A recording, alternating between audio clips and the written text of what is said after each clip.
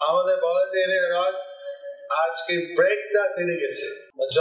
বলদেব বোধহয় অসন্তুষ্ট ছিলেন, বারবার আমাকে ব্রেকিং করছে, আমি চাই ভক্তগণ আমাকে নিয়ে যায় তাড়াতাড়ি। বাবা কেন ব্রেক দিচ্ছে? ব্রেক দিয়ে ফেলে দিল, ব্রেক লাগবেই না।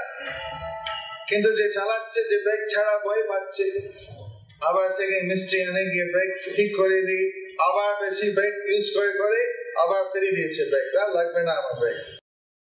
যেভাবে 10 বছর আগে বলদেবের আমাদের চাকা একটা বলদেবের চাকা ভেঙে গেছে, আর পুরীতে ভেঙে গেছে। তখন বলদেবের যদি চাকা ভেঙে যায় তার মানে যুদ্ধ হবে বা কোনো বিরাট একটা ঘটনা হয়ে যাবে। সে বছর ছিল প্রথম ইরাকের যুদ্ধ। এবার এখানে যে বলদেবের ব্রেকটা ফেলে গেছে 3 বার, এটা আমি চিন্তা করছি যে কি এটা, কি সংবাদ, কি অর্থ আছে।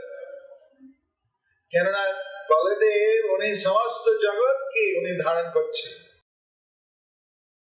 এত শক্তি আছে ওনার।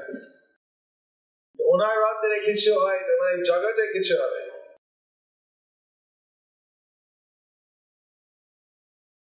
তো সেই জন্য সবসময় ঠিক মাপকাঠি মতো পৌঁছানো যায় না।